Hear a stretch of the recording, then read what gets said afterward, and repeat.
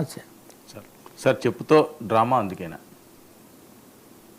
Yeah barbaric direct drama ఏంటని నేను విచిత్రమైన విషయం అండి. ఇప్పుడు మీడియా సోషల్ మీడియాలో ఏదేదో జరుగుతుంది.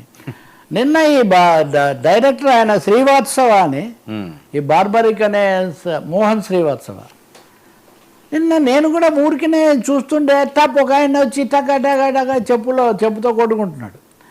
ఉందా మీ దగ్గర? యా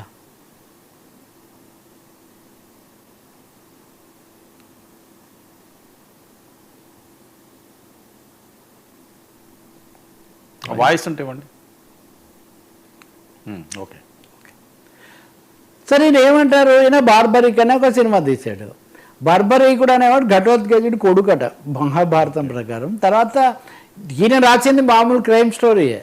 ఈ క్రైమ్ స్టోరీలో అతను అనుకున్నది జరగడం జరగకపోవడం, పథకాలు, తెర వెనక శక్తులు ఎవరు, ఈ డ్రామా అంతా ఉంటుంది కదా. ఎలా తీశారు ఓకే, లింక్ పెట్టారు తెలివిగా ఓకే. ఆ సినిమాకు ఈయన వెళ్ళారట దర్శకులు. వెళ్తే హాల్లో 10 మందే ఉన్నారట. నేను ఇంత కష్టపడి ఇంత గొప్పగా చిత్రం తీస్తే 10 మందే అని ఆయన అక్కడికక్కడే కృంగిపోయాడట. అక్కడి నుంచి వెళ్ళి వాళ్ళని అడిగితే వాళ్ళందరూ సినిమా బాగుందన్నారట. ఇది హాల్లో ఉన్న 10 మంది. మరి బాగుందంటే కూడా ఇంత తక్కువ మంది ఎందుకు ఉన్నారు? ఈ చెప్పు సమస్య ఏమంటే ఈయన అంతకుముందు ఈ ప్రమోషన్ యాక్టివిటీలో పాల్గొంటూ ఈ సినిమా చాలా గొప్పగా ఉంటుంది, మీరందరూ బాగా ఆదరిస్తారు, లేకపోతే నేను చెప్పుతో కొట్టుకుంటాను అన్నాడట. అలా అన్నాను కాబట్టి అన్న మాట ప్రకారం నేను చెప్పుతో కొట్టుకుంటున్నాను. ఇదే ఒక ఓవర్ యాక్షను. ఎందుకంటే ఒక సినిమా తీసినా, ఒక రాజకీయ పార్టీ పెట్టినా, ఒక వస్తువు తయారు చేసినా, ఒక ఉపన్యాసం ఇచ్చినా నచ్చితే వీక్షకులు వస్తారు, ఓట్లు వస్తాయి, లేకపోతే శ్రోతలు వస్తారు. అంతేగాని మీరు రాలేదు కాబట్టి నేను చెప్పుతో కొట్టుకుంటాను ఏమి సంకేతం ఇస్తున్నాం? ఇంత గొప్పగా తీస్తే దీనికి కూడా రాకపోతే ఇంకా ఎందుకు ఇదంతా అన్న పద్ధతిలో ఆయన మాట్లాడుతున్నారు. రెండోది అంట, తెలుగు ప్రేక్షకులు మలయాళం నుంచి వస్తేనే చూస్తారు, నేను మలయాళానికి వెళ్ళి అక్కడే తీస్తాను, వెళ్ళండి ఎవరు వద్దంటారు. దానికి ఈ డ్రామా అంతా ఎందుకని? ఒకప్పుడు రామ్ గోపాల్ వర్మ తెలుగు ఇండస్ట్రీ మీద నేను అలిగాను, నేను హిందీలోనే తీస్తానన్న తర్వాత వచ్చి తెలుగు సినిమాలు లక్షణంగా తీశాడు. ఆఖరికి సోషల్ మీడియాను కూడా వదిలిపెట్టట్లేదు. సరే ఇది నేను అంటాను, ఇది కూడా ఒక ప్రచారపు ఎత్తు కదా, ఇదో పబ్లిసిటీ స్టంట్. ఇది ఈ మాత్రం చురుగ్గా ఆకర్షించే విధంగా ఆ సినిమాలోనే పెడితే బహుశా జనం కొంతమంది వచ్చేవాళ్ళేమో. దీని మీద ఇంక ఇది అవగానే ఇంకా మామూలే కదా. మన మీడియా మిత్రులు అందరూ ఎందుకు కొట్టుకున్నారు ఏంటి అని సానుభూతి చూపించడం వేరండి. సానుభూతితో సినిమాలు జయప్రదం అవుతాయా? గతంలో ఒక బ్లాక్ బస్టర్ తీసిన నిర్మాత వెళ్ళి ట్యాంక్ బండ్లో దూకాడు. నేను అప్పుడు వ్యాసం ఇప్పటికి కూడా ఉంది. సో సినిమాల జయాపజయాలకు ఈ చెప్పులతో కొట్టుకోవడాలు. చెంగల వెంకటరాయుడు నరసింహుడు ఆయన, సమరసింహారెడ్డి తర్వాత ఎంత పెద్ద సినిమాలు తీశాడు ఆయన. నేను ఇప్పుడు ఆయన గురించి ఏం కాదు, ఎవరేం బాధపడకండి. నా పాయింట్ ఏమంటే ఈ దర్శకుడు సినిమా ఎలా ఉంది చూసుకోవాలి, లోపాలు ఏమైనా ఉంటే చక్కదిద్దుకోవాలి. హరిహర వీరమాలు లాంటివే ఫ్లాప్, ఎంత ప్రచారం ఇచ్చినా వాళ్ళు దాంట్లో కొన్ని కలిపి ఎలిమెంట్స్ యాడ్ చేసి కొన్ని ఎడిట్ చేసి తంటాలు పడుతుంటారు.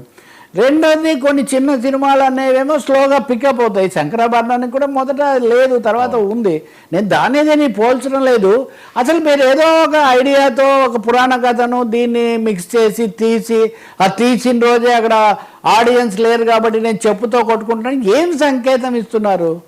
ఇంకో మాట చెప్తున్నాడు ఆయన, అది వింటే కనుక నేను వెళ్తానంటే వాళ్ళ ఆవిడ చూసి వచ్చారు, ఆమెమో వెళ్ళొద్దులే అది తొందరగా వచ్చారు, నన్ను చూసి తట్టుకోలేక ఏమన్నా చేస్తానేమో అని ఆమె భయపడ్డారు. ఇవన్నీ మాట్లాడుతున్నారండి ఆయన.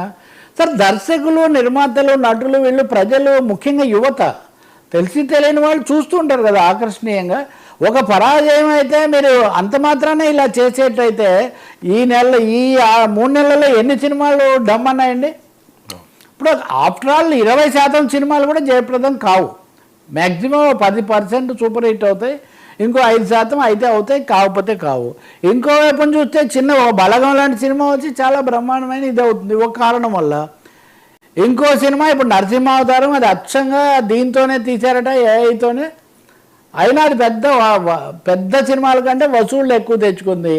వారు లేకపోతే ఇటువైపు నుంచి కూలీ అనేకం ఉన్నాయి ఇక్కడ గమనించాల్సి. ఇవన్నీ ఏమీ లేకుండా చెప్పులతో కొట్టుకోవడాలు, వేషాలు ఎక్కువైపోయాయండి. సోషల్ మీడియా అనే దాని ద్వారా ప్రజలకు దగ్గరై మంచి మెసేజ్ ఇవ్వడానికి బదులు తమకు తోచినటువంటి వికృతమైనవి విడ్డూరమైనవి చేసి నేను అంటాను ఆకర్షించడానికే చేశారు. ఆయన చెప్తే కొడకపోతే ఆయన గురించి మనం మాట్లాడాం కదా. వెంటనే సినిమా చూసి మాట్లాడండి, అందరూ అన్ని సినిమాలు చూడరండి, చూడాలని ఏమీ కంపల్షన్ ఏమీ లేదు. వాళ్ళు విన్నదాన్ని బట్టి ఇంకో దాన్ని బట్టి ఆయన అది కూడా చెప్తున్నాడు.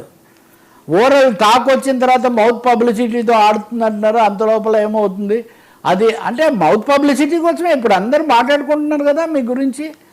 ఇది కొంచెం చౌకబార్ ఎత్తుగడ అని చెప్పాలి. బాధలో ఎంపతి చూపించవచ్చు, సింపతి చూపించవచ్చు, కానీ ఇంకో విషయం చిన్న సినిమాలు పెద్ద సినిమాలు ఇదో ఫార్ములా ఉందని.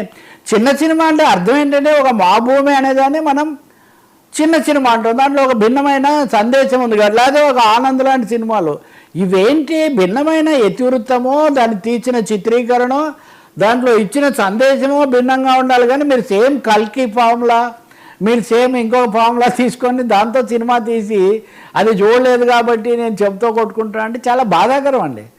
యువ దర్శకులు లేదా నవదర్శకులు వీళ్ళ నుంచి ఆరోగ్యకరమైనటువంటి సంకేతాలు సందేశాలు మన యువతకు ప్రేక్షకులకు రావాలి. కానీ ఇలాంటి వేషాలతో ఇప్పుడు పబ్లిసిటీ ఇచ్చి ఆయన అందరిని పిలిచి మాట్లాడి ఇది సరైనటువంటిది కాదు. ఇప్పుడున్న అరాచకంలో ఇది ఇంకొక తోడైతే చాలా ఘోరంగా ఉంటుంది పరిస్థితి. సార్ మోడీ భయం ఏంటి? తల్లి కార్డు అందుకేనా?